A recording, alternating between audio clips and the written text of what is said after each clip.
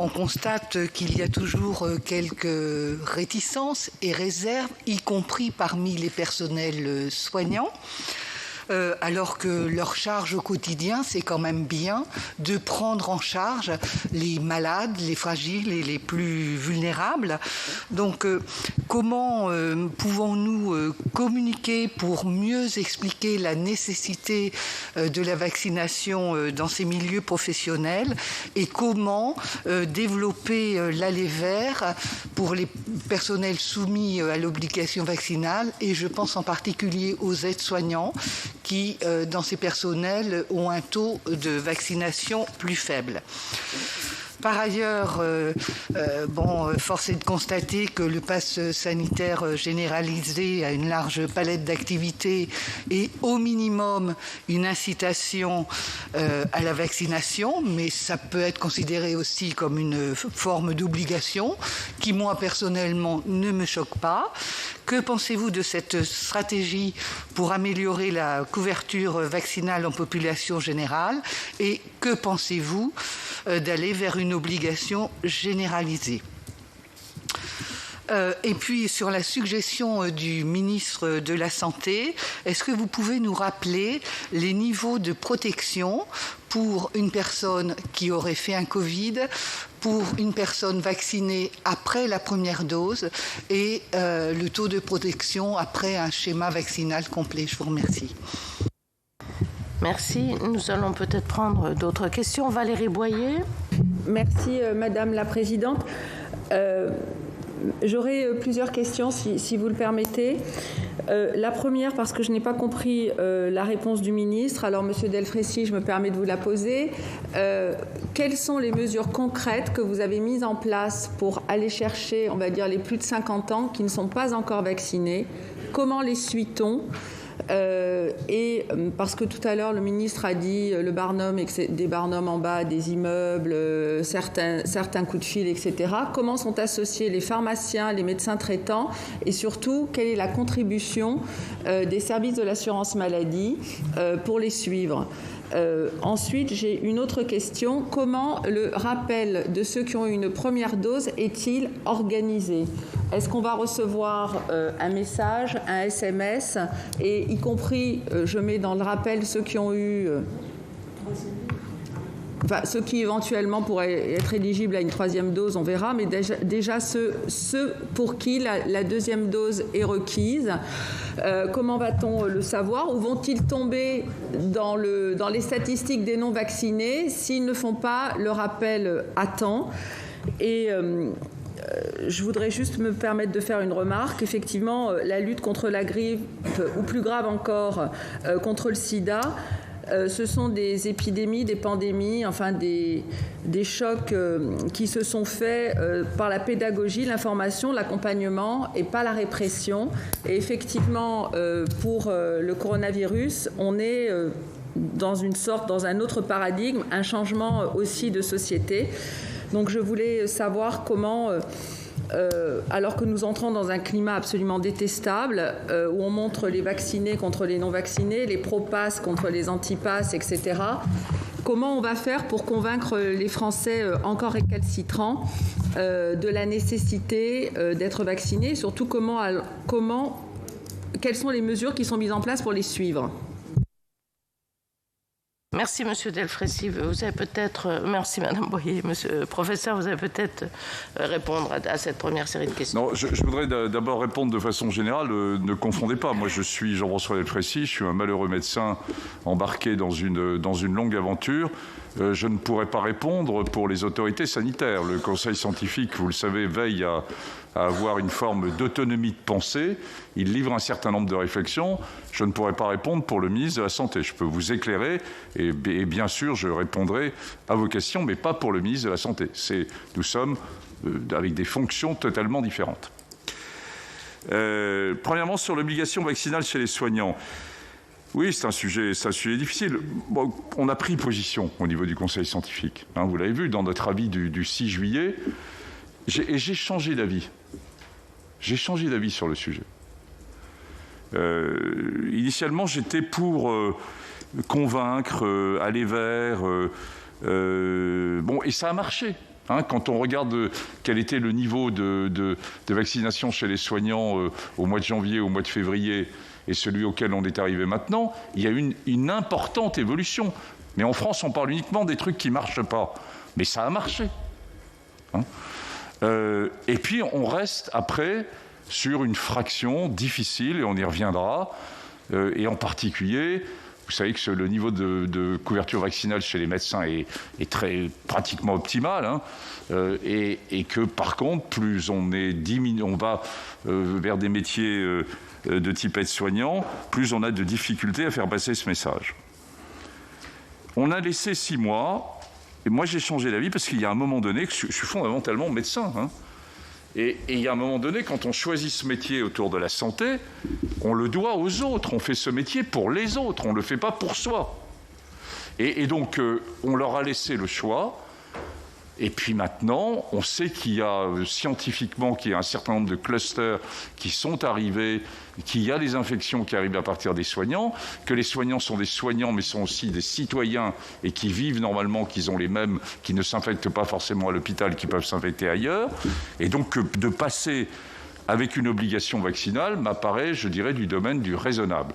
Et puis après, il va falloir être convaincant. C'est aux équipes, qu'on ne le fasse pas de façon administrative, qu'on les convainque.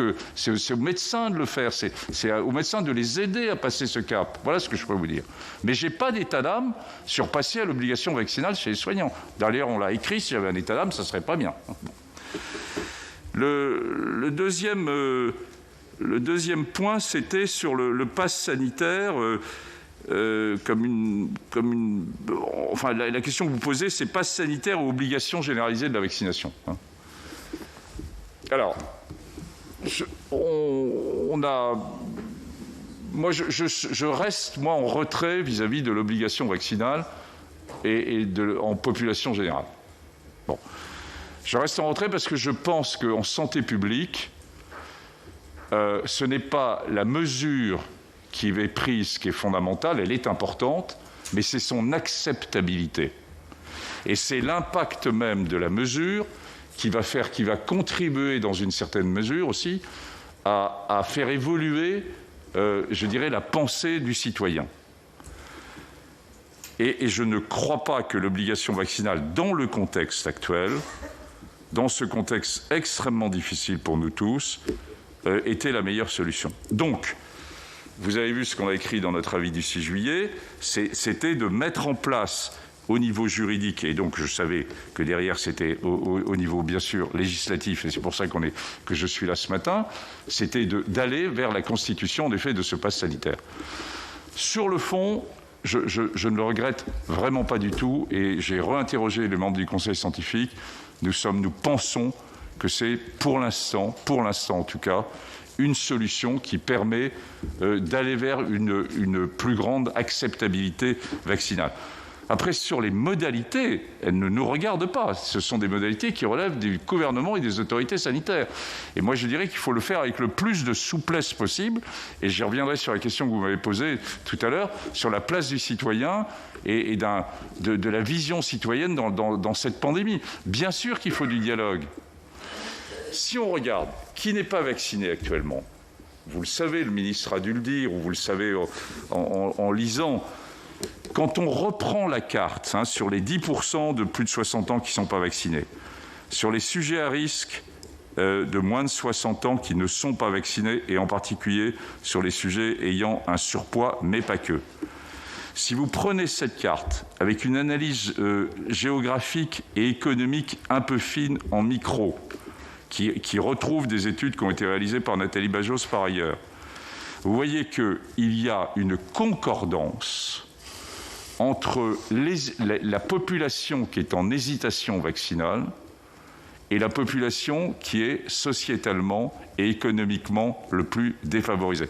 Vous l'avez rappelé, j'insiste beaucoup là-dessus, j'ai beaucoup insisté auprès du gouvernement pour que cette 4e vague ne soit pas seulement une vague pour l'ensemble de la société, pour nous tous bien sûr, qu'elle ne soit pas seulement d'ordre sanitaire avec l'impact sur le système de soins que j'ai évoqué pour la fin août, mais qu'elle ne soit pas surtout une vague sociétale.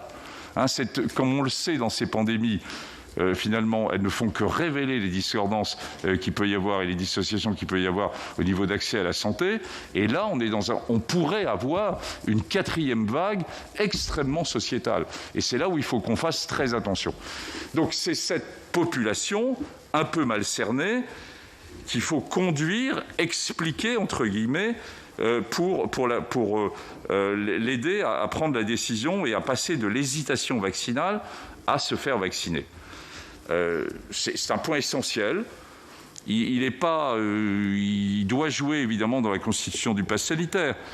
Je pense, et les études l'ont montré, que la vision très top-down de il faut faire, etc., elle est nécessaire, mais elle n'est pas suffisante.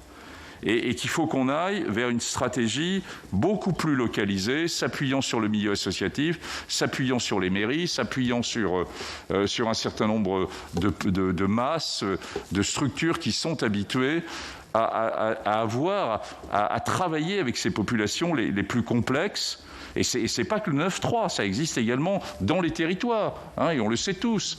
Et ça existe dans le péri très grande banlieue parisienne ou dans un certain nombre de très grandes métropoles de province.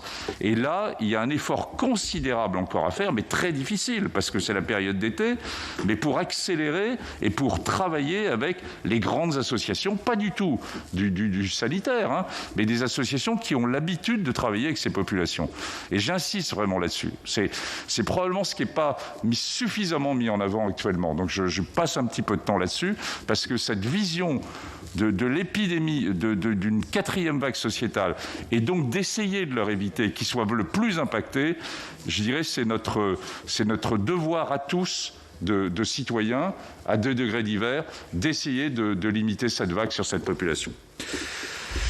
Alors, sur les autres questions, sur la première dose, écoutez, je crois que moi, j'ai pas de souci là-dessus. C'est-à-dire qu'on est dans un modèle qui est le modèle de vaccination. Les gens vont pas recevoir une convocation pour la 2e dose. Ils vont être dans le modèle classique de vaccination. Ils se font vacciner. Il y a une ouverture, vous l'avez vu, qui est en train de se faire sur la capacité à vaccination. Bon. Ils auront une 2e date, et ils prendront cette 2e date. Mais ils vont pas. Je n'ai pas compris qu'il y aurait une convocation spécifique durant l'été pour cette deuxième vaccination. Je réponds peut-être pas à votre question, mais voilà comme je vois les choses.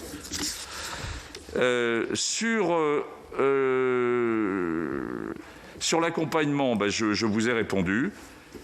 Je réinsiste là-dessus, au risque de vous lasser un peu, mais tant pis, c'est mon rôle. Moi, je suis issu, vous le savez très bien, du monde du VIH. Je suis issu de cette génération de médecins qui a vécu l'échec aussi. J'ai déjà vécu l'échec, et ensuite j'ai vécu, et c'est pour ça que je suis optimiste, on va gagner. Mais j'ai vécu pendant très longtemps une forme d'échec. Donc j'ai vécu le fait que à la fois sur les aspects de transmission, sur les aspects de compréhension d'une maladie, sur les aspects de prévention, la construction avec l'individu, avec le milieu associatif, était quelque chose de fondamental. Je regrette, je l'ai écrit, que nous ne l'ayons pas plus fait, et que les autorités sanitaires, depuis le début de la crise, ne se soient pas plus appuyées sur ce que j'avais évoqué comme étant un comité citoyen qui aurait pu être une voie de transmission, entre guillemets, ou de discussion, un espace de discussion. Ça n'a pas été fait. Bon, je constate aussi avec plaisir que ça s'est fait dans les grandes métropoles, sur Grenoble, Lyon, Bordeaux, Marseille, Paris, sur Rennes. Un certain nombre de ces comités s'est mis en place. Et je constate que là, on est à une 3e étape, et c'est une belle opportunité pour le faire, pour aller vers ces populations qui représentent les populations qui ne sont pas les populations vaccinées, s'appuyer sur le tissu associatif, sur le tissu local, sur les mairies, sur les masses, enfin sur une série d'acteurs locaux qui sont fondamentaux. La crédibilité de la parole politique, la crédibilité de la parole médicale et scientifique, vous avez bien compris qu'elle est beaucoup remise en cause, et je le comprends parfaitement. Donc appuyons-nous sur les acteurs locaux pour toucher ces jeunes populations qui sont défavorisées. Ce variant Delta a un niveau de transmission nettement plus élevé, je vous l'ai indiqué. Mais il n'a pas de mutation dite de résistance, entre guillemets, ou d'échappement vaccinal, qui est quand même notre grande question pour le futur, car il y aura autre chose après le variant Delta. Le seul variant qui a une ébauche d'échappement vaccinal est le variant bêta, le variant sud-africain. Ce n'est pas le cas du variant Delta. Donc, à pleine dose de vaccin, en particulier des 2 vaccins mRNA, mais pas que, les autres également, AstraZeneca un tout petit peu moins, eh bien, les 2 doses de vaccin, et vous avez vu qu'on est passé en admettant que 8 jours ou 7 jours après la 2e dose, il y avait une réponse immunitaire vaccinale effective, complètement effective.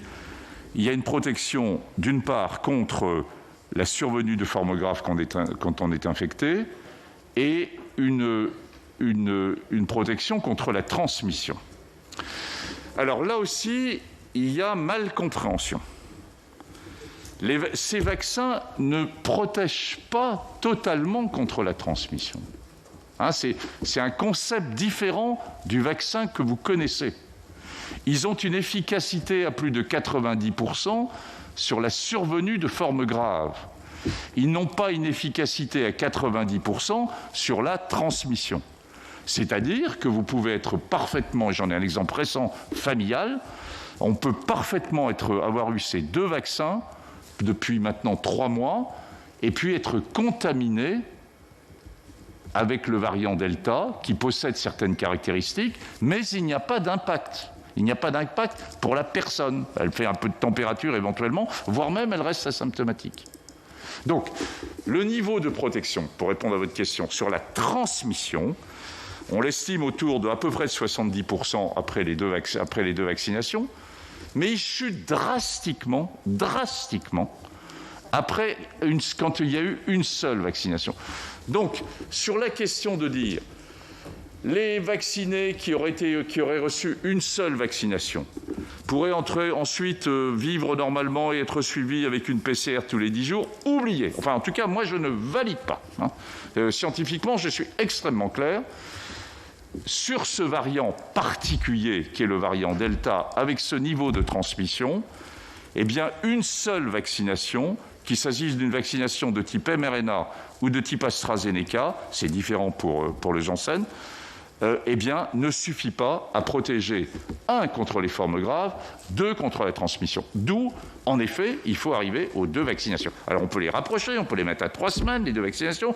On peut admettre que c'est 1 semaine après la 2e qu'on est couvert, mais il faut ce type de choses. Alors, si vous voulez ensuite nuancer, bien sûr qu'on peut nuancer, mais à force de nuancer, on ne prend pas de décision à certains moments. Si vous avez soit 80 ans, votre réponse immunitaire après une seule injection, elle est proche de 0. Si vous avez 17 ans, une seule injection à 17 ans, il y a probablement une réponse immunitaire plus significative qui existe. Mais on est incapable de le quantifier. Donc, la règle, et en tout cas à mes yeux, et c'était la même chose au niveau d'Alain Fischer, qu'on soit bien clair, c'est pour la lutte à la fois contre la transmission et la survenue de formes graves, il faut 2 injections. Merci pour ces précisions. Alors, on va prendre 5 sénateurs et ensuite on fera une deuxième série. Laurence Cohen. Oui, merci Madame la Présidente. Moi, j'abonde dans le sens de ce qui a été dit par mes autres collègues sur effectivement la nécessité d'accentuer les campagnes d'information pour convaincre, parce que c'est pédagogique, parce que c'est important et parce que c'est vrai que ce vaccin est encore un vaccin qui est récent et donc il y a encore des peurs, donc il faut essayer de les faire reculer le plus possible. Moi, j'aimerais vous interroger, professeur, sur le fait, vous l'avez un petit peu dit, on constate quand même que sur l'ensemble du territoire national, il y a vraiment des inégalités sociales de santé. Et que ça, au niveau de ces inégalités, et c'est vrai au niveau d'ailleurs de l'Hexagone, mais c'est vrai aussi au niveau des ultramarins, de l'outre-mer, on n'arrive pas à faire progresser, on va dire, la population pour aller vers la vaccination. Donc, qu'est-ce que vous prônez, outre les campagnes effectivement d'information? Est-ce qu'il ne faut pas être encore plus intrusif, j'allais presque dire, pour aller vers ces populations, au travers de bus, au travers de... Voilà, essayer d'avoir... C'est comme d'ailleurs au niveau de... Moi, les échos que j'ai sur les personnels soignants, quand c'est à l'intérieur d'un service et qu'il y a des vaccinations dans le service, eh ben, il n'y a pas de personnel récalcitrant. Donc, il y a une espèce d'émulation. Voilà. Donc, ça, c'est ma première question. Ma deuxième question, c'est qu'on parle à juste titre de vaccination. C'est très important. Je suis d'accord avec vous, les deux injections, etc. Mais qu'est-ce que vous pouvez nous dire sur l'avancée des traitements? Puisqu'il a été quand même... On n'en entend plus parler, mais je sais que l'Institut Pasteur à Lille, il y a encore... il y a des recherches là-dessus. Donc, est-ce qu'il y a un espoir là-dessus? Et la toute dernière question, c'est la troisième question. Je suis assez interrogative et je me demande si ça ne contrevient pas au serment d'Hippocrate quand je vois dans la loi le fait que, sauf cas d'urgence, eh bien, les personnes qui ont des soins programmés devront, pour bénéficier donc de ces soins programmés dans les établissements de santé, bénéficier donc soit d'un test, soit d'un vaccin, etc. Est-ce que c'est-à-dire qu'on ne les soignerait pas s'ils n'avaient pas... Enfin, c'est dans la loi ce que je regarde. Donc, est-ce que j'ai bien compris ou est-ce que c'est une mauvaise interprétation de ma part? Qu'est-ce que vous en pensez? Philippe Bonnecarrère. Merci Madame la Présidente. Monsieur le Professeur, vaccinons, bien compris. Quelle est la stratégie à long terme? Que l'on raisonne obligation vaccinale ou passe sanitaire, la politique vaccinale du pays a été réussie, la population est demain vaccinée. Est-ce que cette vaccination globale nous protégera dans la durée? Est-ce qu'elle réduit sensiblement, drastiquement, pour reprendre un de vos adverbes, les risques de voir apparaître des variants? Est-ce que l'on pourrait avoir, comme le pensent certains de nos concitoyens, une sorte de rebond des mutations des variants liés à ce renforcement vaccinal? Est-ce que vous pourriez nous projeter un petit peu vers ce long terme, Monsieur le Professeur? Merci. René-Paul Savary. Oui, merci. Après l'audition du ministre, Monsieur le Président, vous confortez véritablement cette stratégie pour protéger les personnes fragiles, les personnes âgées et les personnes à comorbidité notamment.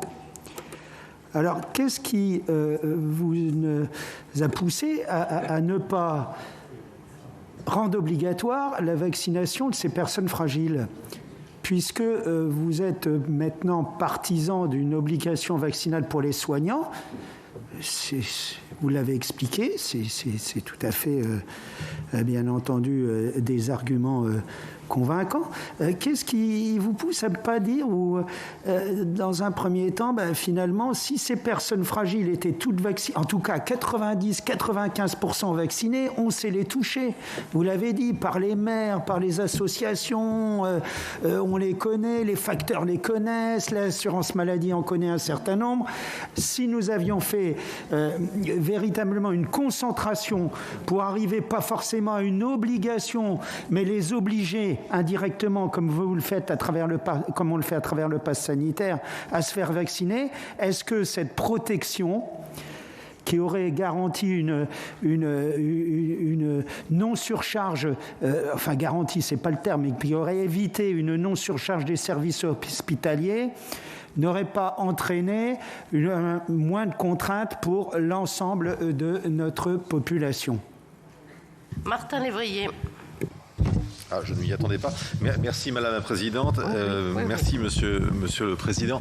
Une question qui rejoint un peu celle de Laurence Cohen sur l'accès à l'hôpital et aux soins pour des personnes qui ne sont pas vaccinées mais qui doivent continuer à recevoir des soins à l'hôpital. Et je l'étendrai aussi à toutes les personnes qui pourraient arriver à l'hôpital avec des accompagnants. Quid des accompagnants si on veut garder, sanctuariser l'hôpital entre guillemets? Que fait-on? Est-ce qu'on fait faire des tests immédiats aux personnes qui accompagnent? Est-ce qu'on les oblige à se vacciner? Est-ce que je ne sais pas? Un peu toutes ces questions. Sur le aller vert, et je vous remercie d'avoir abordé ce sujet, je me pose aussi une question qui suit l'audition que la rapporteure a organisée il y a quelques jours et où les médecins généralistes ont enfin obtenu le fichier de leurs patients qui ne se seraient pas ou qui ne se sont pas vaccinés. Or, l'Ordre des médecins nous a clairement fait comprendre que c'était très très compliqué. Certes, ils avaient le fichier, mais qu'en fonction du nombre des doses qu'ils recevaient, etc., bref, techniquement, ça devenait très compliqué. Alors qu'on a le sentiment, a priori, que c'est peut-être le meilleur vecteur, le médecin généraliste, pour convaincre ceux qui sont les plus fragiles et qui ne sont pas venus. Alors, comment les aider? Quels seraient les bons moyens pour aller vers les médecins généralistes pour qu'ils accélèrent cette possibilité ou qu'on leur donne la possibilité d'accélérer? Je vous remercie. Alors, 2 questions encore et après, le professeur Delfraissy répondra. André Richard et ensuite Alain Milon qui est à distance. Oui, merci Madame la Présidente. Monsieur le professeur, vous nous avez dit tout à l'heure, en introduction, que ce variant était plus contagieux, 40% plus contagieux, disiez-vous, que le variant... 60. Pardon, 60. Alors précisément... moi, j'aimerais avoir quelques informations complémentaires sur ça. Nous avons tout à l'heure auditionné Monsieur le ministre Véran, qui nous disait que tout récemment, il aurait appris dans Nature que la charge virale de ce variant serait 1000 fois supérieure. Donc, est-ce que vous pouvez nous dire techniquement, scientifiquement, c'est quoi 60% plus contagieux, mais une charge virale 1000 fois supérieure. Moi, j'avais lu il n'y a pas tellement longtemps aussi, peut-être il y a 4-5 jours, qu'il serait, ce variant, 4 fois plus contagieux que l'ancien. Enfin, moi, j'aimerais y voir clair. Vous avez compris que derrière, il y a la question évidente certes de la contagion, mais aussi de la dangerosité. Bien. Contagion et dangerosité, c'est naturellement pas la même chose. Bien. Et lorsqu'on entend dire, mais ce passe sanitaire, c'est quoi? C'est une panique de la part du gouvernement, soudain. Ça repose sur quoi? Voilà. Scientifiquement, est-ce que vous avez commencé par cela tout à l'heure, est-ce que vous pouvez nous en dire plus? Parce que pour moi, c'est fondamental. Ensuite, Alain Milon et le professeur Delfraissy pourra répondre. Alain Milon. Il y a encore plein de questions, donc Madame Boyer, on va d'abord prendre les questions de ceux qui n'ont pas parlé. Oui, merci. Vous m'entendez bien?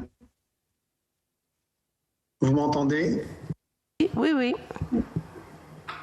Ben, monsieur le professeur, tout d'abord, veuillez accepter mes excuses. Je ne suis pas en présentiel, mais nos agendas sont parfois un peu compliqués. J'aurais préféré être en présentiel. Très surpris par les auditions et de Véran et de votre professeur, surpris par l'égoïsme franco-français. On est dans un pays où finalement on a de pouvoir se vacciner, de pouvoir se protéger, de ne rien payer pour le faire. Et on entend donc des discussions passe sanitaire, obligation vaccinale, etc. La question, elle va être facile. Nous sommes dans un pays qui a cette chance énorme de pouvoir se vacciner.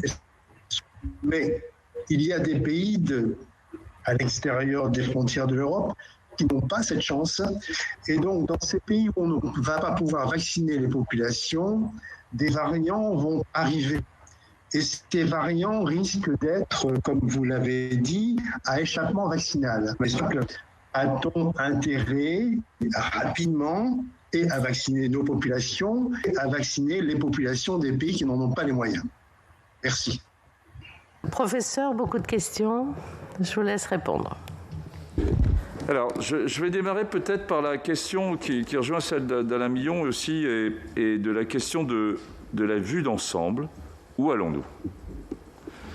Parce que c'est une des limites de la gestion de crise qui est de répondre au coup par coup et de ne pas prendre le temps d'avoir une vision d'ensemble. C'est, il faut le dire, très compliqué. Très compliqué parce que ce virus nous surprend. Vous avez compris que c'est lui le maître du jeu. Ce ne sont ni les scientifiques, ni les politiques, ni les citoyens. C'est ce virus qui est le maître du jeu. J'ai connu la même chose, moi, au démarrage du VIH. Je ne sais pas que je fasse un élément de comparaison, mais c'est quand même, ça reste la plus grande pandémie que nous avons eue jusqu'à maintenant. Et aussi, on s'est trouvé pendant des années, et alors que là, on est en termes de mois, mais on s'est trouvé déséquilibré dans notre mode de pensée, dans notre mode de fonctionnement. Alors, si on tente de se projeter, et je le ferai avec beaucoup de prudence, parce que je ne sais pas. Je ne sais pas. Et ce n'est pas moi qui ne sais pas. C'est la communauté scientifique qui évoque un certain nombre d'hypothèses, mais qui, somme toute, peuvent être rebattues d'un revers de main. Regardez ce qui s'est passé avec le variant UK alpha, puis ce variant delta. Alors, on va avoir à vivre le variant delta pendant plusieurs mois, et on est parti, j'y reviendrai, que sur les moyens de lutte, indépendamment de la vaccination, à la question qui m'a été posée. Ensuite, quand on interroge les virologues, il y a deux visions un peu. Une première vision qui est, pour certains d'entre eux, de dire l'ensemble des mutations qui a été observées autour de ces variants, elles surviennent quasi en totalité, pas seulement, mais dans la majorité des cas, dans la protéine spike, qui est donc la protéine d'attache du récepteur, et pas sur le reste, et pas sur les autres enzymes, les autres sites de mutation. Ce qui est important d'ailleurs pour les médicaments après. Donc la capacité intrinsèque de ce virus à trouver dans une sorte de modélisation pour lui-même, pour tout seul, et à muter, elle pourrait être limitée, et on pourrait aboutir, dans un délai qu'ils estiment de l'ordre de peut-être d'une année, à avoir un autre variant, peut-être, et puis, au bout du compte, une forme d'épuisement, entre guillemets, de la capacité de mutation, et d'aller donc vers une sorte de variant final, qui serait un variant qui rentrerait dans le cadre d'un coronavirus usuel, et donc qui se banaliserait, entre guillemets. Ça, c'est la vision optimiste.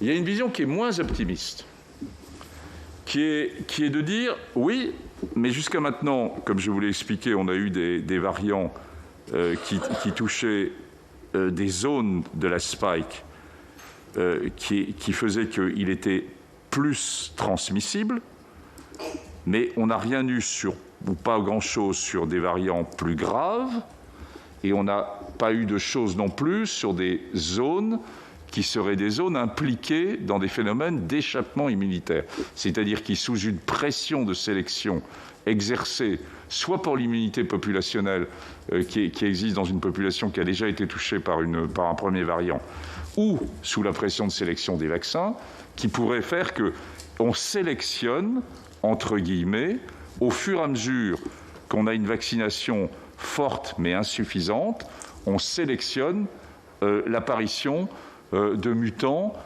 qui pourraient aller vers d'échappement immunitaire. Comme je vous l'ai indiqué tout à l'heure, le variant sud-africain est le seul qui n'est pas un variant d'échappement immunitaire, mais qui en a certaines caractéristiques qui fait qu'on sait que, par exemple, sur le variant bêta, eh bien, l'efficacité des vaccins dont on parlait tout à l'heure, elle est moindre, elle est diminuée d'au moins 30 à 40% sur ce variant bêta. Donc, sur cette vision d'ensemble, on risque d'avoir, après le variant Delta, un autre variant, dans le courant de l'hiver ou du printemps 2022, pour lequel on a probablement le plus de chances qu'il soit toujours sensible au modèle de vaccination que nous avons maintenant. Et on commencera à voir à ce moment-là si on a, je dirais, dans l'hypothèse moins optimiste, l'apparition d'un variant de mutation d'échappement immunitaire. En sachant que si c'était le cas, science in progress, Et on a maintenant la capacité de refaire aussi, vous le savez, des nouveaux vaccins dirigés contre ces variants qui pourraient être des variants d'échappement. Donc voilà, alors sur une stratégie d'ensemble, moi je crois qu'on est parti sur quelque chose de long, mais de long. Hein. On est là en train de discuter du Delta en fin juillet parce que ça nous prend tous et on peut comprendre qu'il y a un élément inquiétant. J'ai démarré par ça tout à l'heure. Mais il faut qu'on se parte avec une vision de long terme, même si je sais que c'est difficile à entendre. Le seul point, je dirais, pour les populations, c'est bien d'aboutir à une couverture vaccinale ou liée à l'infection qui soit proche de 95%. Alors ensuite, c'est une deuxième question, toujours dans cet aspect-là. Ça veut dire quoi, un 60% de plus de transmission? Alors, ça veut dire quoi, en effet, plus de transmission? Est-ce qu'il a une anomalie sur son récepteur qui fait qu'il accroche plus? Est-ce qu'il replique plus? Et en effet, les données récentes montrent qu'il y a deux choses. D'abord, il y a plus de virus pour les gens qui sont infectés. Il y a une capacité de sécrétion qui est plus importante. Et deuxièmement, elle paraît légèrement plus durable. Donc on a deux éléments qui poussent et qui expliquent, entre guillemets, qu'il ne s'agit pas d'une mutation qui lui permettrait de s'accrocher mieux sur le récepteur, mais c'est qu'il a une capacité de multiplication qui est plus forte. Je vous ai répondu, c'est bien en biologie, si on reprend la biologie, parce que ce variant se multiplie plus et plus vite qu'il est plus transmissible. Je termine sur les considérations générales. Pour la question d'Alain Milon sur le Nord-Sud, bien sûr, et ça doit rentrer dans une vision stratégique générale. On va se retrouver à la fin de l'hiver 2021-2022 avec 40 pays du monde riches qui vont être vaccinés à 90%, voire plus dans certains pays, et avec le reste du monde très peu vacciné. Alors, le reste du monde très peu vacciné, c'est une population beaucoup plus jeune. Ça n'a strictement rien à voir. Ils sont dans des conditions géographiques et également d'urbanisation qui sont très différentes. Et vous savez qu'on a encore plein d'inconnus. Pourquoi certains pays n'ont pas été touchés? Il y a encore un certain nombre de points d'inconnus sur ce qui s'est passé, en particulier en Afrique, au sens très large du terme, en dehors de l'Afrique du Sud. C'est une des vraies questions. Mais sur la vision globale que vous évoquiez, comment, dans la gestion de long terme de cette crise, on va gérer 40 pays riches, vaccinés, capables de faire d'avoir accès à des vaccins dirigés contre les variants de mutation, et puis comment le reste du monde sera très incomplètement vacciné. Les dernières données de l'OMS suggèrent qu'il n'y aura pas de vaccination générale avant 2023-2024. Et encore, c'est totalement optimiste, je pense. Donc, c'est comment on va gérer ces deux mondes. Est-ce qu'on va se bloquer dans nos 40 pays? C'est probablement pas une solution. Vous avez vu que les pays qui ont choisi zéro Covid, de type Australie, de type Nouvelle-Zélande, sont dans des situations extrêmement difficiles là maintenant. C'est-à-dire qu'ils vont bien, mais ils referment à 100 cas. Et en refermant à 100 cas, ils referment le pays. Hein. Et l'Australie est dans cette stratégie-là. Mais est-ce que c'est une solution? On en a choisi une autre solution. Bon. Et comme ils n'ont pas vacciné, ils se trouvent avec 12% de vaccinés. On oublie de le dire. Mais des grands pays qui ont choisi le zéro Covid se sont mis dans des situations où ils ont pris du retard sur la vaccination et où donc ils sont obligés de refermer complètement. Et donc ce n'est pas la solution qu'on peut choisir en Europe pour des raisons évidemment géographiques. Donc voilà la vision globale. Excusez-moi, j'étais un peu long, mais c'est vrai qu'on a rarement l'occasion d'en discuter, de prendre la main pour une vision globale. Mais en sachant que c'est très difficile, parce que je conçois que la population n'a pas envie d'entendre ce que je vous ai dit ce matin, que le politique non plus, au sens très large du terme, c'est pas spécialement réjouissant, mais inversement, eh bien, je crois qu'on est à 18 mois de cette crise, il faut quand même qu'on ait une vision de plus long terme et pas uniquement une vision de réponse immédiate à chaque fois, et qu'on ait une vision de plus long terme. Eh bien, la vision de plus long terme, je viens de vous en donner quelques éléments ce matin. Alors, sur des questions plus plus précise. La protection des personnes plus fragiles, écoutez, je vous ai répondu. Moi, j'ai la même vision que vous. C'est cette carte entre précarité et risque du Covid et hésitation vaccinale. Donc c'est vraiment aller vers, et c'est aller vers pas dans du top-down, c'est pas une décision politique, c'est pas une décision des médecins, c'est une décision il faut s'appuyer sur ce qu'on a de très riche en France. Les mairies, le milieu associatif, les tissus locaux, c'est le moment. Plongeons dedans. C'est le moment de les mettre à bord. Et c'est eux qui pourront expliquer à ces populations les plus complexes.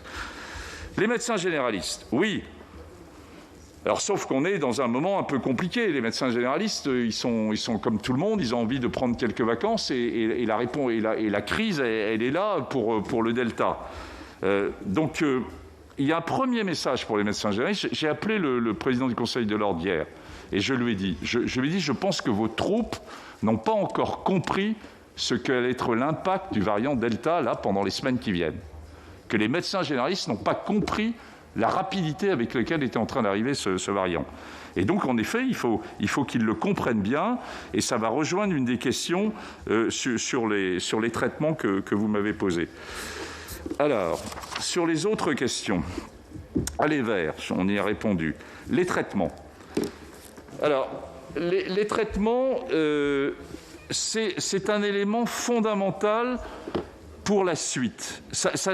Ne comptez pas sur les traitements là pour lutter contre la 4e vague de Delta. Vous savez qu'on a 2 types de traitements, c'est-à-dire c'est l'idée d'utiliser des antiviraux de façon extrêmement précoce pour avoir une stratégie de test and treat. Vous avez des premiers signes, vous êtes testé, on vous traite tout de suite. C'est-à-dire c'est du traitement à J3, entre J3 et J5. Et que vous soyez à risque ou pas à risque, on vous traite tout de suite.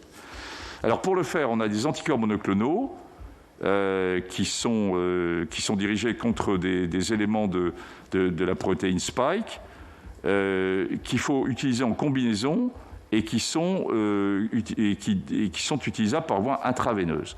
C'est-à-dire que ça oblige à passer par un système un peu lourd, d'avoir un impact avec le système de soins. Actuellement, il y a 2500 patients en France qui ont été traités par ces anticorps monoclonaux.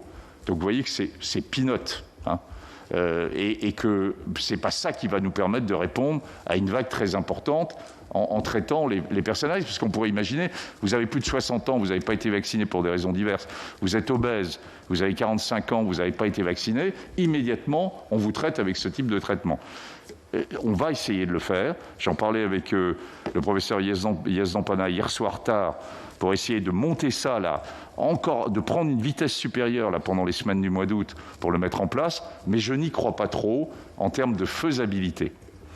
Là où j'y crois, c'est plus pour la fin de l'année, où nous aurons des antiviraux qui seront par voie orale, c'est-à-dire sous forme de comprimés. Et où là, la stratégie de test and treat, la même, peut éventuellement s'envisager. C'est-à-dire que vous avez des premiers symptômes, vous êtes testé, vous prenez des comprimés pendant 5 jours. S'il y a une réduction de passage aux formes sévères, aux formes graves, chez les non-vaccinés, j'entends bien, ça serait une des solutions. Mais il y a plusieurs compagnies qui fabriquent ce type et qui pensent et qui sont en essai avec ce type de molécules. Je vous rappelle que c'était la stratégie initiale complète tout à fait au départ. Souvenez-vous du mois de mars 2020 avec d'autres produits sur lesquels je ne reviendrai pas. Mais l'idée en soi n'était pas idiote. Test and treat, moi j'y crois. On l'a fait dans d'autres stratégies. Mais n'y comptez pas. Nous n'aurons pas les moyens de le faire parce que nous n'avons pas les éléments pour le faire.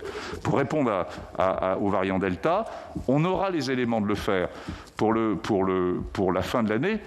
Et ça revient à la biologie de tout à l'heure.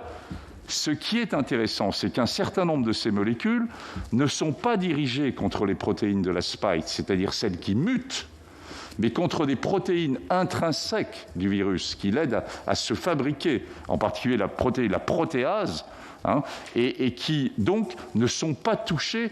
Ces molécules seraient possiblement efficaces contre des variants.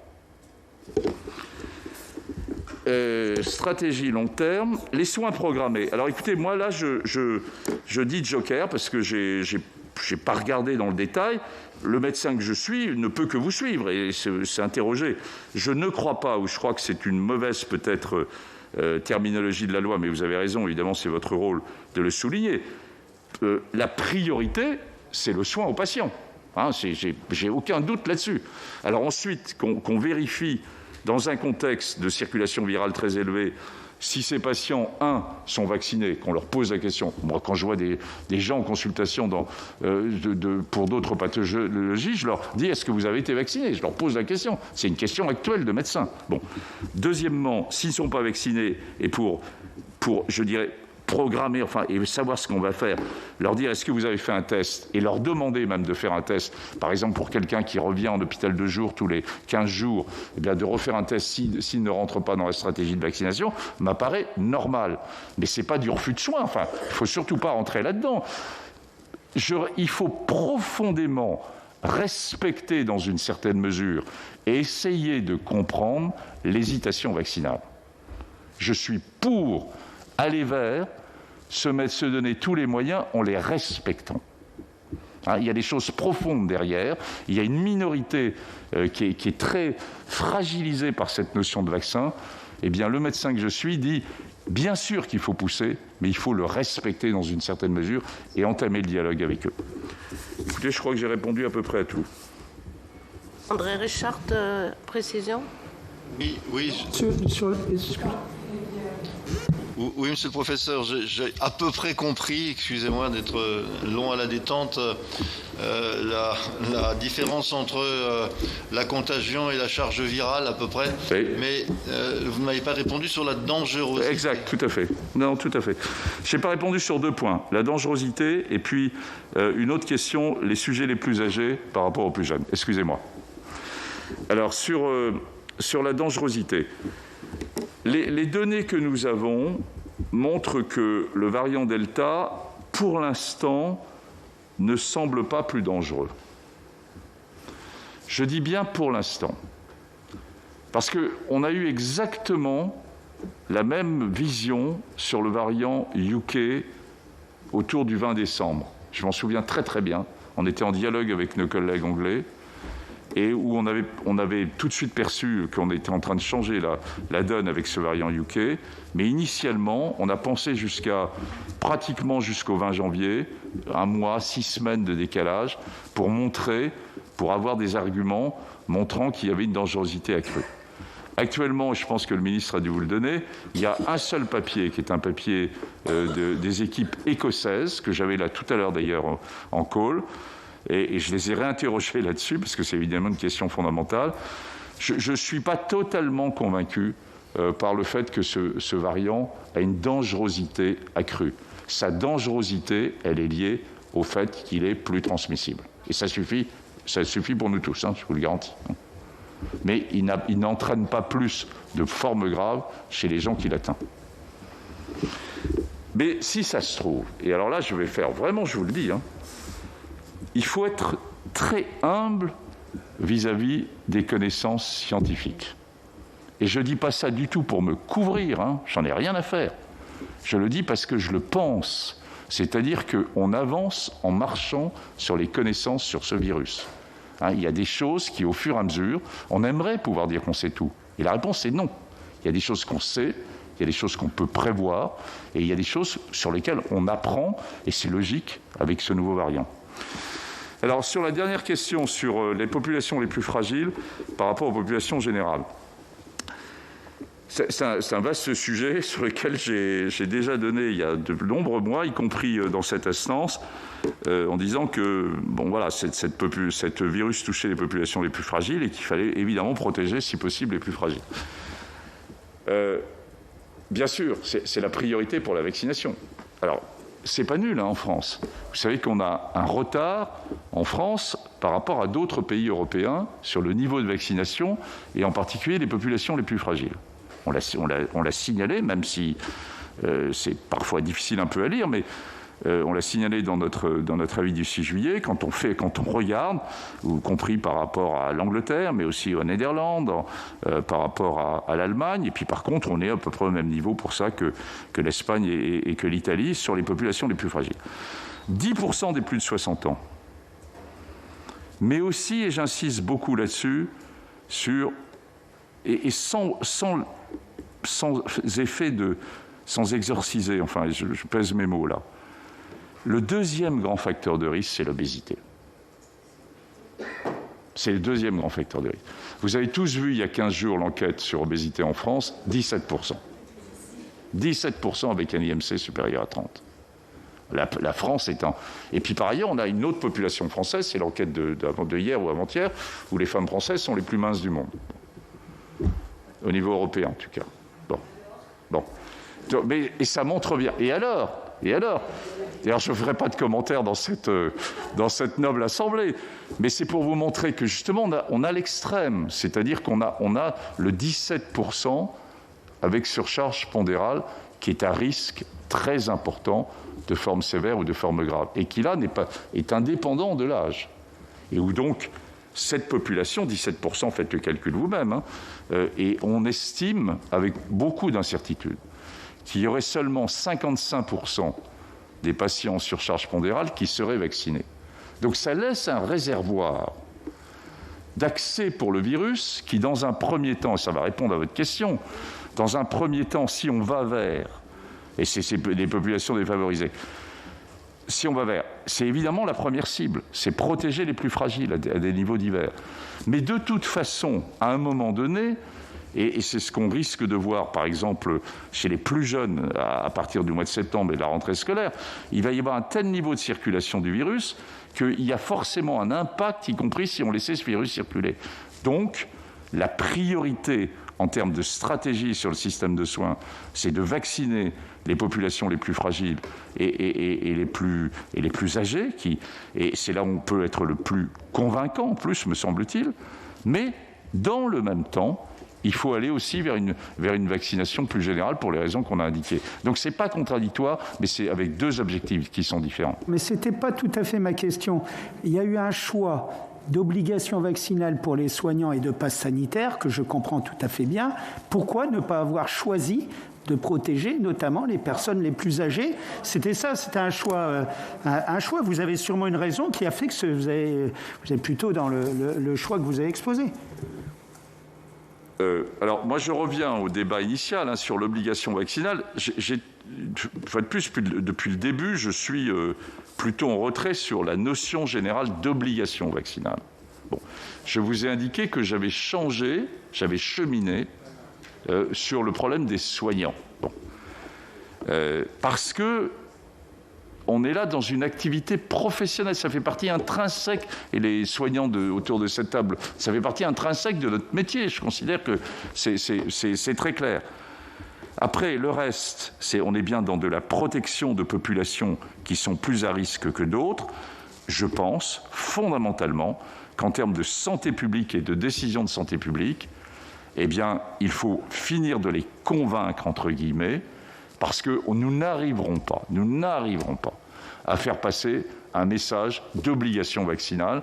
Et ça va être, vous voyez déjà les tensions qui sont en train de s'exercer à propos de ce pass sanitaire, avec des modalités qui restent à définir.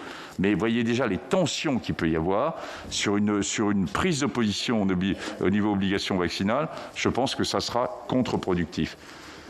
Bon, puis après, dans cette crise, il faut partir de l'idée qu'il faut savoir être évolutif.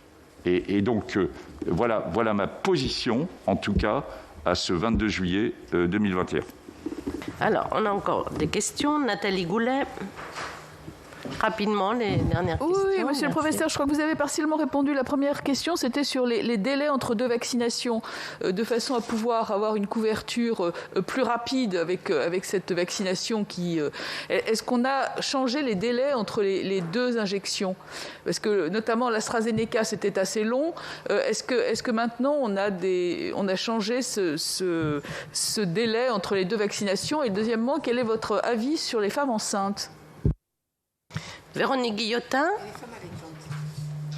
Oui, moi j'ai deux questions très rapides concernant la contagiosité et le fait, alors le variant, la mutation antécédente, enfin le premier variant, on avait dit que sur les terrasses, il était possible d'avoir, en laissant de la distanciation, de laisser en extérieur une plus grande liberté qu'en intérieur. Aujourd'hui, l'obligation du pass vaccinal va s'imposer à l'intérieur comme à l'extérieur. Est-ce que scientifiquement c'est fondé ? Que la contagiosité en extérieur sur les terrasses est aujourd'hui importante avec ce variant Delta. Ça, c'était ma première question. Et enfin, concernant la troisième dose, est-ce qu'il y a des avancées plus précises également posées sur des données scientifiques sur une éventuelle troisième dose? À quel moment? Et pour toute la population ou pour les plus fragiles seulement? Et puis, j'avais une question sur l'adaptation vaccinale, mais vous y avez répondu, donc je ne la poserai pas. Merci. Victoire Jasmin. Merci Madame la Présidente. Monsieur le Professeur, merci pour les réponses mesurées que vous nous donnez et j'apprécie certaines de vos réponses. Pour autant, je voudrais vous parler de l'offre vaccinale. Alors sur mon territoire, il n'y a pas eu forcément d'offre vaccinale. Alors les personnes qui ne souhaitent pas prendre des vaccins ARN messagers n'ont pas eu beaucoup de possibilités, contrairement à d'autres endroits sur le territoire national, la première chose. D'autre part, on ne peut pas passer sous silence, quand on fait une certaine bibliographie, que certains de vos confrères, qui sont des chercheurs français, qui sont des sommités, qui ont travaillé aussi sur le VIH, qui sont très bien connus, émettent un certain nombre de réserves. Alors, qu'est-ce que vous avez à dire pour rassurer les gens? Et la dernière question, c'est concernant l'AstraZeneca, par exemple, parce qu'il y a des vaccins qui ne sont pas ARN, qui ne sont pas aussi mis en valeur et promus.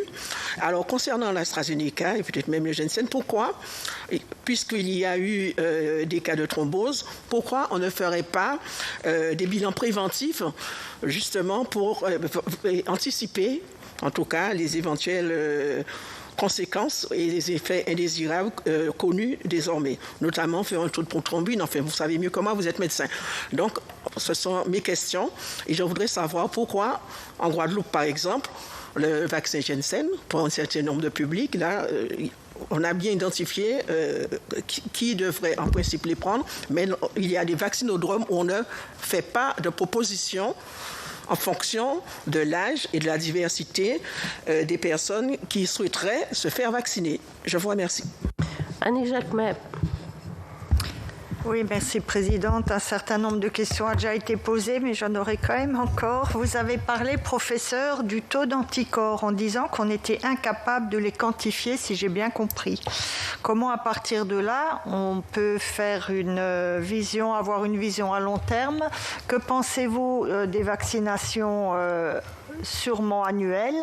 Est-ce qu'il faut déjà préparer la population à cette idée-là, puisqu'on voit que la vaccination a du mal à s'implanter? Est-ce qu'on a toujours, il me semble que les hommes étaient plus fragiles que les femmes à ce virus? Est-ce que c'est toujours vrai? Et la dernière chose, tout ce qui est fait pour l'instant, aussi bien la vaccination que le pass sanitaire, c'est beaucoup dans l'objectif de ne pas avoir à reconfiner en fin de vacances ou à l'automne. Si malgré tout, on était obligé d'y aller. Comment est-ce que ça se passerait pour les personnes qui ont déjà été vaccinées, puisqu'on pousse au maximum? Et puis, comment est-ce que ça pourrait être compris au niveau de la population d'avoir un reconfinement éventuellement partiel? C'est en tout cas ce que l'Allemagne envisagerait de faire, si mes infos sont exactes. Merci. Merci Madame la Présidente. Monsieur le Professeur, je vous remercie vraiment pour ce que vous avez dit, parce que je partage totalement cette idée qu'il faut convaincre plutôt que d'imposer et comprendre l'hésitation vaccinale. Et ça renvoie à la question de la communication, parce que ça a été évoqué plusieurs fois. On est tous d'accord sur le principe qu'il faudrait peut-être communiquer plus, mais moi je ne suis pas convaincue par le contenu de la communication qu'on a vu jusqu'à présent. Alors ces derniers temps, je n'ai pas trop regardé la télévision, donc je ne sais pas s'il y a des nouveaux spots, mais Les spots qu'on a eu récemment, en général, ils amenaient l'idée qu'on allait pouvoir de nouveau se faire des petits câlins ou retourner au sport ou faire des trucs sympas.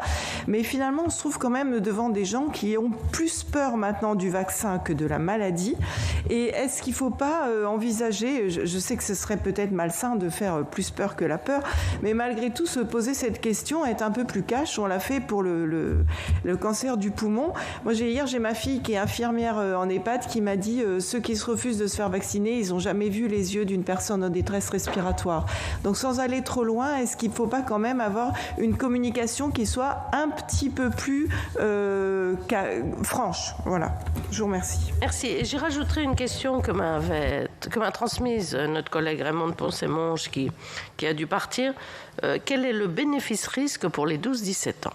Le délai de vaccination, écoutez, on a essayé de le réduire au maximum tout en s'appuyant sur des données scientifiques les plus solides. Et je vous ai indiqué tout à l'heure qu'il fallait vraiment qu'on fasse attention avec ce variant Delta en raison du niveau de transmission et qu'en particulier après une seule vaccination de type mRNA, il n'y avait pas de protection. Je suis très ferme là-dessus. Le deuxième élément, je vais vous parler évidemment de vaccination, qu'on les choses aussi soient claires. Il y a un comité d'orientation vaccinale qui est dirigé par Alain Fischer, dont c'est plus la fonction que la mienne. On se parle tous les jours. On se parle tous les jours. Donc, je vais être amené à parler un peu de vaccin, plus que je ne l'aurais souhaité, peut-être. Mais sachez qu'on est très liés et de la même façon que je lui donne toutes les informations sur les variants et que tout ça est très, très fluide. Je tiens à le dire. Alors, sur le délai de vaccination, donc, on est entre deux vaccins mRNA, on est à 3 semaines et ensuite on est couvert 1 semaine après la deuxième injection. Donc, quelqu'un qui se fait vacciner là maintenant, il a une deuxième vaccination 3 semaines après, il est couvert 1 semaine après, donc c'est 1 mois. Sur le vaccin AstraZeneca, dont la couverture, dont l'efficacité est un peu moins bonne que les vaccins mRNA sur le variant Delta, les délais de vaccination, là, intrinsèques à ce qui est contenu dans le vaccin, les délais entre la première injection et la deuxième injection restent longs. Et ils restent plus longs que ce que je viens de vous indiquer. Donc, dans une stratégie, entre guillemets, je dirais, d'accélération de la vaccination pour avoir une couverture à l'automne, la vaccination ne va pas changer énormément la donne, vous l'avez bien compris, pour répondre à la 4e vague, la fin août. On devient trop juste là maintenant, c'est trop. Mais on est là en train de se projeter plutôt pour le mois de septembre. Eh bien, c'est assez logique qu'on aille vers des vaccins mRNA en raison des délais que je viens de vous indiquer. C'est du délai, c'est pas du choix de. Bon. Femme enceinte. Les recommandations américaines jusqu'à il y a 1 semaine étaient poser un point d'interrogation sur le premier trimestre de grossesse. Le Conseil d'orientation vaccinale a émis un avis il y a 2 ou 3 jours, en s'appuyant aussi, après discussion avec nos collègues du NIH, on l'a fait avec Alain, sur le fait il n'y avait pas de contre-indication à vacciner les femmes enceintes durant le premier trimestre. Je répète, il n'y avait pas de contre-indication à vacciner les femmes enceintes durant le premier trimestre. Alors, femme allaitante, si la femme, par exemple, a été vaccinée durant le 5e ou le 6e mois, elle a des anticorps qui vont passer au cours de la lactation. Si vous me posez la question de quelqu'un qui n'aurait pas été vacciné, qui viendrait d'accoucher et qu'il faudrait vacciner, eh bien, je dis joker, je vais réfléchir et je vous enverrai la réponse. Sur le pass vaccinal, est-ce que ça répond à la question d'une transmission externe? Alors, moi, je voudrais juste m'arrêter un instant pour vous dire que on a beaucoup parlé de vaccination, du pass vaccinal et d'aller vers pour la vaccination. Oui. Mais ça ne va pas changer fondamentalement la réponse à la 4e vague, là, dans les semaines qui viennent. La réponse à la 4e vague, elle va s'appuyer sur une augmentation de la vaccination. Mais vous voyez que les délais sont là. Et elle va s'appuyer sur l'utilisation du pass sanitaire dans le délai dans lequel il va se mettre en place et avec des modalités qui ne relèvent pas de ma compétence. Mais elle va s'appuyer aussi sur où est-ce qu'on se contamine. Sur revenir aux gestes barrières simples, individuels, qui ont totalement explosé. Totalement explosé. Moi, si je vous pose la question de combien de fois par jour en ce moment vous êtes en train de vous laver les mains avec ça, je préfère pas entendre les réponses. Vous avez oublié ça. Moi aussi un peu. Moi aussi un peu. On se lave beaucoup moins les mains qu'avant. Hein ? Mais c'est très bien si vous le faites en permanence. Mais la population en général, on le sait. Hein ? On le fait beaucoup moins. Bon. Les gestes barrières sur le port du masque, alors c'est compliqué, je le sais. Dans une phase de très haut niveau de contamination tel qu'on va l'être à partir de... On l'est déjà maintenant, mais tel qu'on va l'être encore plus à partir de début août, le report du masque, entre guillemets, y compris chez les gens vaccinés, puisque je vous ai dit qu'on pouvait quand même être infecté, entre guillemets, mais sans forme grave. Et quelque chose qui est simple, qui ne touche pas quand même fondamentalement aux libertés républicaines. Souvenez-vous, le port du masque, il y a eu aussi beaucoup de discussions sur le port du masque. D'abord, la compréhension de ce que ça voulait dire, mais finalement, il y a eu une acceptation qui s'est faite. Et elle continue à se faire dans les transports parisiens. Bon. Et ailleurs, je ne parle pas que de Paris, il se trouve que je vis à Paris. Bon. Et donc, les petits gestes, au niveau individuel, vont être fondamentaux pour notre population durant les semaines qui viennent. Hein, et ce n'est pas que le vaccin. La même chose, on sait où on se contamine.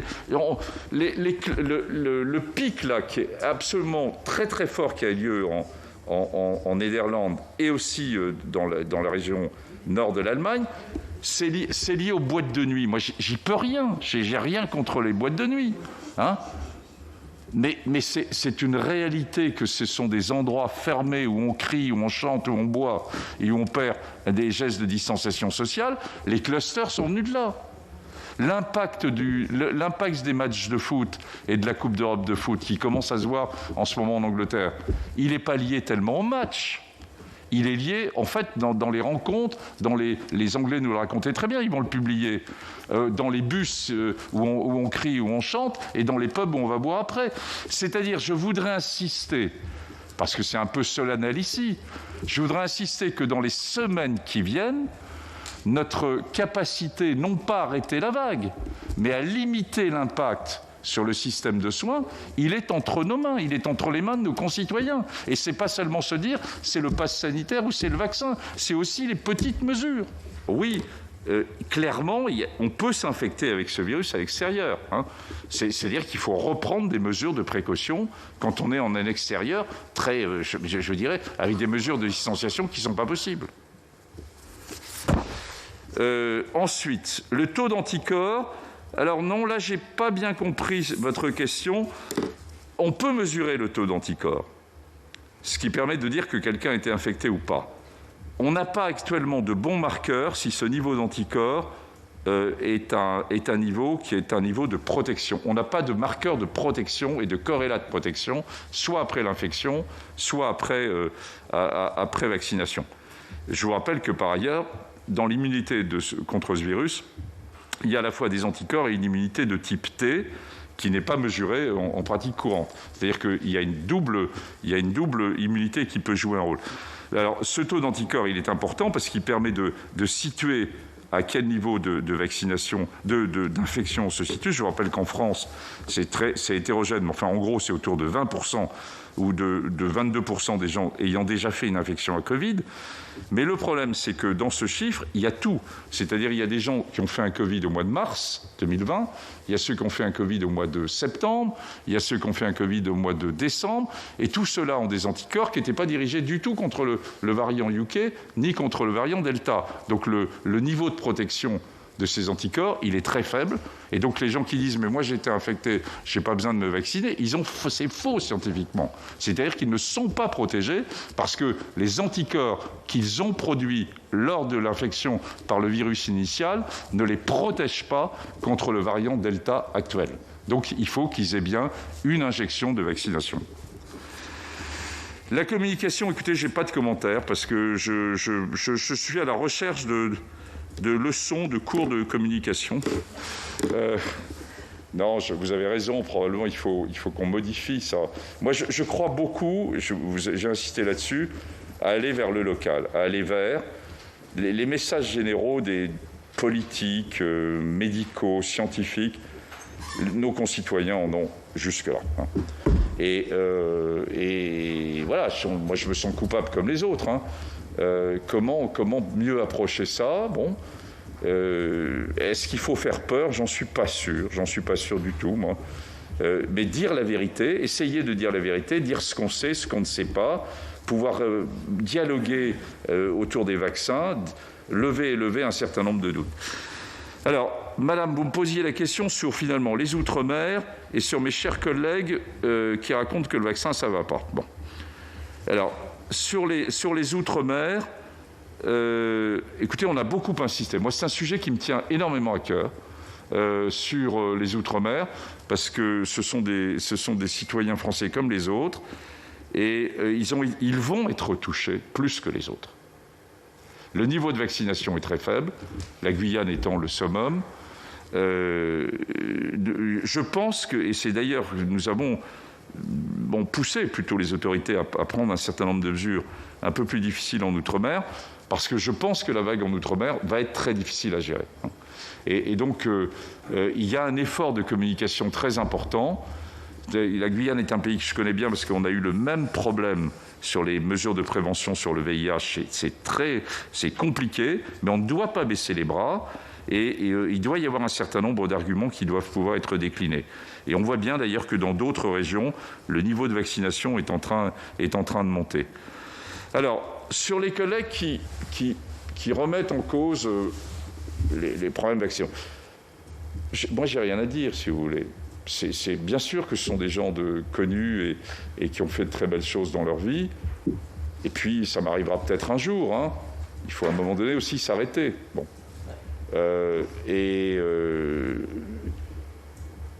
Est-ce que vous vous rendez compte que c'est une chance extraordinaire d'avoir des vaccins aussi puissants en peu de temps? Si on n'avait pas les vaccins, mais dans quelle situation on se trouverait? Pas seulement en France, c'est une vision très générale, en Europe, aux États-Unis, etc. C'est quand même ça qui va, dans une certaine mesure, ralentir finalement l'impact sur ça. Si j'étais dans la même salle sans vaccin aujourd'hui, je suis garanti qu'on serait dans une autre attitude. Donc, est-ce qu'il y a des effets secondaires des vaccins? Réponse, oui, il y a des effets secondaires des vaccins. Est-ce qu'on a, et on les connaît, mais ils sont très limités, est-ce qu'on a une vision de long terme de ces vaccins ARN? Non, on n'a pas de vision long terme de ces vaccins ARN. Est-ce que l'ARN s'intègre dans notre DNA? Non, l'ARN ne s'intègre pas dans notre DNA. J'ai fait réunir une commission de biologistes moléculaires qui n'avait rien à voir avec les vaccins pour discuter à fond de ce sujet, et la réponse est claire, c'est non, ça ne s'intègre pas. Est-ce qu'on a une vision de long terme? Ben non, on n'a pas de vision de long terme. Mais est-ce que quand vous êtes avec un traitement, les nouvelles immunothérapies dans le cancer, est-ce que les gens qui ont démarré, ils avaient une vision dans le long terme? Est-ce que les gens qui démarraient avec les trithérapies, avec les inhibiteurs de protéase et les combinaisons, est-ce qu'ils avaient une vision dans le long terme? Non. Est-ce qu'il y avait des effets secondaires de ces traitements? Oui. Donc, bien sûr qu'il y a un certain nombre d'effets secondaires, minimes, très minimes, et on est en train de surveiller les choses. Alors, la question posée chez les ados, qui est une très bonne question, on est là en train de parler des 12-16 ans ou des 12-18 ans, hein, selon la définition. Et si on se situe, elle se situe dans la question bénéfice-risque, où ces ados sont des éléments de transmission, mais où le risque provoqué par le Covid est pratiquement nul. Et voilà, on est dans cet aspect bénéfice-risque. Alors, ce qui nous a fait peut-être un peu évoluer en France, mais il y a d'autres pays qui nous ont suivis et en Europe, il y a des pays qui sont plus limités dans cette indication, c'est d'entendre les pédiatres. Je vous rappelle que la France est quand même le pays européen qui a le plus conservé les enfants à l'école. Il y a des choses qui quand même marchent. Hein. On a le plus conservé les enfants à l'école. Bon. Que l'ouverture des écoles en septembre reste une priorité majeure. Et on sait aussi qu'il va y avoir une contamination très importante dans cette population au mois de septembre. C'est clair aussi. Les données de l'Institut Pasteur le montrent très clairement. Donc, limiter, je dirais, pour septembre, octobre, avec une stratégie vaccinale est logique. Et ce qui nous a fait peut-être basculer dans cette difficulté de mesurer le bénéfice-risque, c'est de sortir du Covid, entre guillemets, et c'est les pédiatres qui disent « attention, santé mentale et pédiatrie ». Le retentissement des enfants, en particulier là aussi dans les milieux défavorisés, mais le retentissement psychique de ne pas aller à l'école, de voir les écoles s'interrompre, etc., est un élément très fort. Vous les avez sûrement entendus à une autre période, d'écouter les pédopsychiatres, hein, qui pensent qu'on a affaire à quelque chose sur le long terme et le moyen terme. Le deuxième élément, c'est que pour la population jeune, et en particulier plutôt les 16-18 ans, il y a quelque chose dont on ne parle jamais, donc du coup j'en profite, c'est le Covid long. Le Covid long, c'est pas nul. Hein. Je reviendrai un autre jour, peut-être à la rentrée, si vous m'invitez sur le Covid long. C'est un point très important, c'est-à-dire que ça va nous rester ensuite avec des gens jeunes qui seront passés pas avec une forme sévère ou grave, mais qui vont faire un Covid long. Et donc, les deux éléments pour finalement vacciner, c'est leur éviter un Covid long dans une population très jeune, et deuxièmement, la santé psychique. Après, il n'y a rien d'imposé. Et moi, j'ai fait très attention qu'il y ait aussi le consentement qui puisse être demandé aux enfants. Je viens de le voir avec ma petite fille, alors qu'on ne porte pas le même nom, qui a été prise par le centre de vaccination, qui a demandé à sa mère de sortir et qui a interrogé ma petite fille en lui disant « c'est bien toi qui as donné ton accord, tu n'es pas sous pression de tes parents ». Je trouve ça très bien. Très très bien que les équipes médicales s'engagent dans ce type-là. Et puis on est passé, je crois, on va y aller doucement, on a démarré à 12% de vaccinés, je crois qu'on est autour de 19 ou 21%, aux Pays-Bas ils sont à 55%, en Angleterre un peu comme nous, et en Allemagne ils démarrent. Et aux États-Unis ils sont très très largement partis. Voilà, je crois que j'ai répondu à peu près à vos questions. Excusez-moi, permettez que je vous dise que vous n'avez pas répondu sur le choix vaccinal sur nos territoires. Je vous remercie. Pardon ? Le choix des vaccins, parce qu'on a focalisé le choix sur... Écoutez, le choix de vaccins, c'est... Voilà, on est... Je vous ai expliqué, enfin j'ai essayé de vous expliquer l'importance qu'il y avait, par exemple sur les 2 vaccins mRNA, le fait qu'on était à 3 semaines et à 1 semaine. Donc on était dans un schéma global de 1 mois. Hein. Ce qui permettait non pas de répondre à la vague de fin août, mais de répondre à ce qui se passerait après fin août. Bon. Donc, à mes yeux, c'est du point de vue opérationnel. Après, si des gens ne veulent absolument pas être vaccinés par un vaccin de type ARN, il faut savoir les écouter. Ça, j'ai rien à dire contre ça. Après AstraZeneca, on rentre quand même là dans un autre problème de bénéfice-risque, je n'y reviens pas. Et il y a en effet le Janssen, et il va y avoir d'autres vaccins qui vont arriver. Il y a un certain nombre de gens qui, parmi les hésitants, disent « Moi, je me ferai vacciner quand j'aurai un vaccin français et qui ne sera pas de type ARN. » Bon, je pense que c'est une sorte de fuite en avant. Mais si c'est finalement ça qu'ils ont en tête, eh bien, on ne va pas vacciner les 95% de la population d'ici le mois de septembre. Donc, ils attendront, puis on va leur demander de prendre des précautions en attendant, et puis ils auront le vaccin de Sanofi quand il va sortir. Donc moi, je suis pour pousser, aller vers le pass sanitaire, qui, une fois de plus, c'était votre question initiale, on va peut-être terminer là-dessus, c'est dans cet enjeu de comment, à la fois, les libertés individuelles, auxquelles je tiens beaucoup, comme vous tous, doivent s'effacer à un certain moment devant une liberté collective.